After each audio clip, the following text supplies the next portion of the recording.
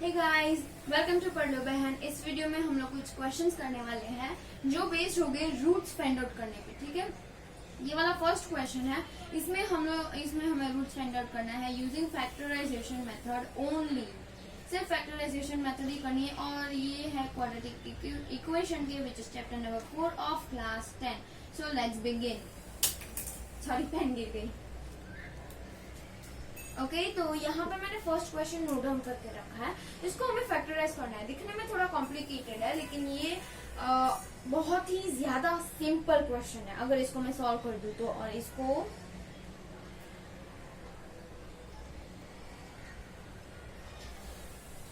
Factorisation method से ही solve करना है। ठीक है, मतलब यहाँ पे लिखा गया है find roots using factorization method. अब इस इक्वेशन के हमें रूट्स फाइंड आउट करने हैं जो बहुत ही ज्यादा आसान है। तो चलिए फाइंड आउट करते हैं। सबसे पहले ये वाला इक्वेशन यहाँ पे लिख देते हैं। 3a square x square plus 8abx plus 4b square equal to 0। Okay, ये वाला इक्वेशन यहाँ पे लिख चुके हैं। अभी हम लोग सबसे पहले फर्स्ट स्टेप क्या था फैक्टराइजेशन करने की मेथड के, सॉरी, कि इन फर्स्ट और लास्ट टर्म को मल्टीप्लाई करेंगे तो हमें आंसर मिलेगा 3 4 12,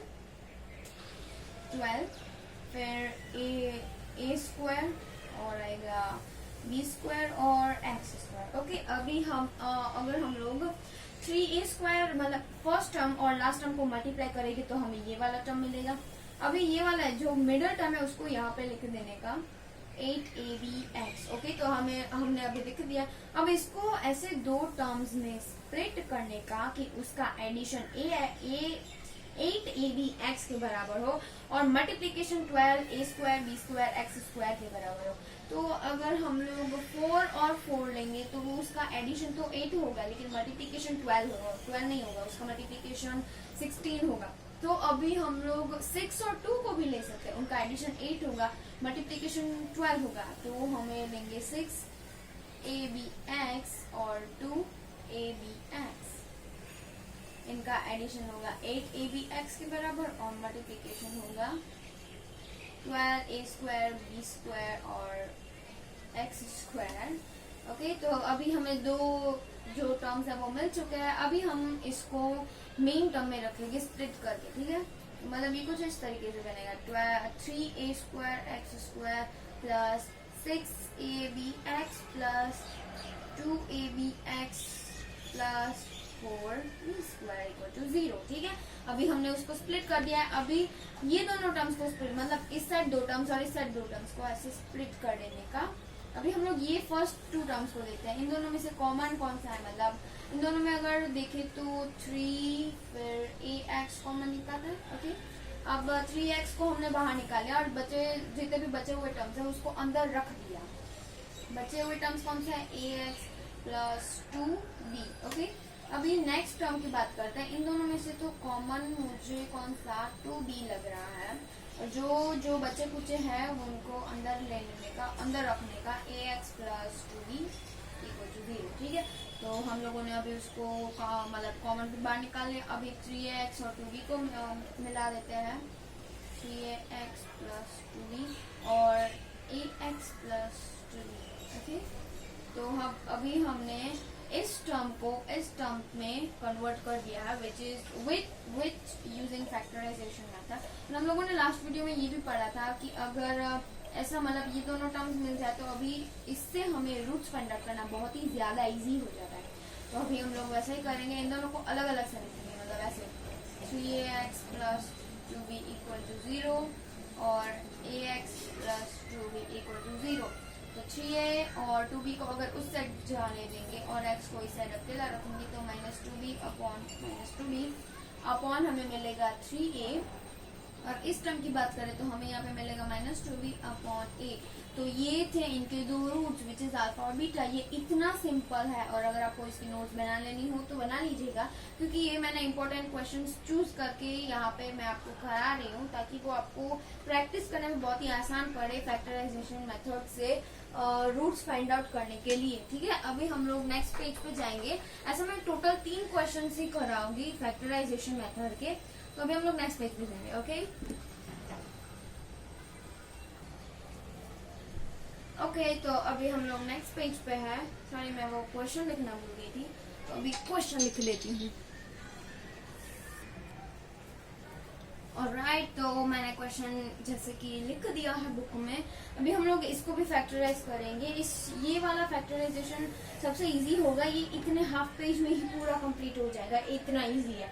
सबसे पहले फैक्टराइजेशन मेथड में हम लोगों ने क्या किया था, रिकॉल करें।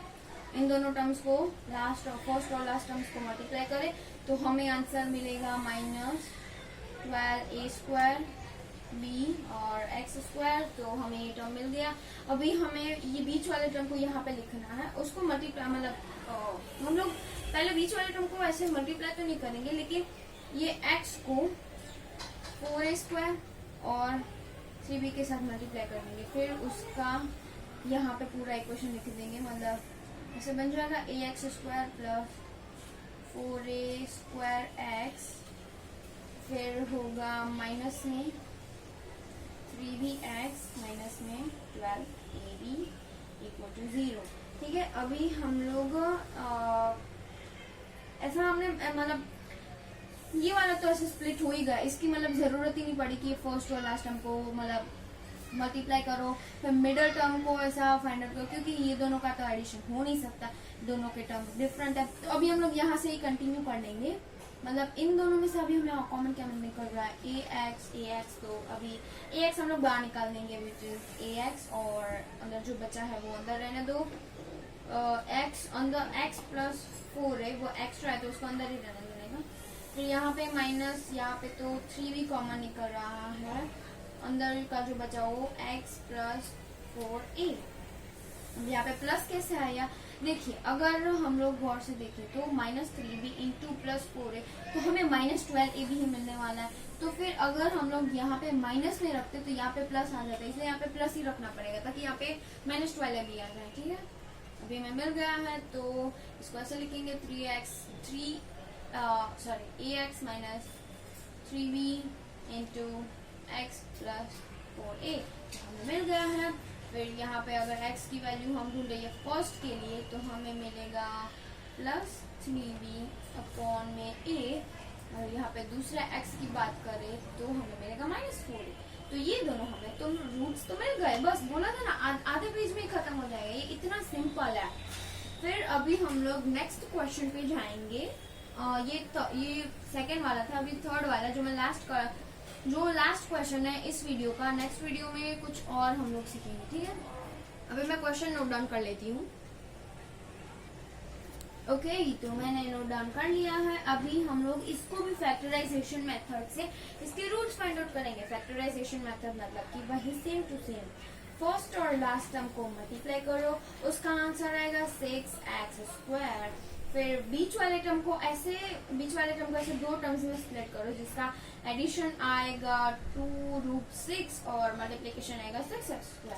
तो सबसे पहले तो यहाँ पे लिख देंगे ये नेगेटिव है, इसका मतलब अगर बीच वाले टर्म की बात करें तो ये पूरा का पूरा टर्म आएगा, ये नेगेटिव पॉजिटिव सारी चीज आएगी। ठीक है, हम लोग लिख लेते हैं नेगेटिव में 2√6x को हम लोग अगर दो टर्म्स में डिवाइड करें तो हम कैसे ऐसे भी लिख सकते हैं ना, कि अगर ऐसे लिखे -√6x प्लस -√6x, दोनों नेगेटिव 6x हो गए।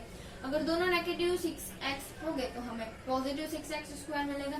दोनों नेगेटिव 6x हो गए तो ऐड करके हमें नेगेटिव 2√6x मिलेगा। ये 2√6 नेगेटिव 6 नहीं 2√6, उसका एडिशन ये मिलेगा, मल्टीप्लिकेशन ये मिलेगा।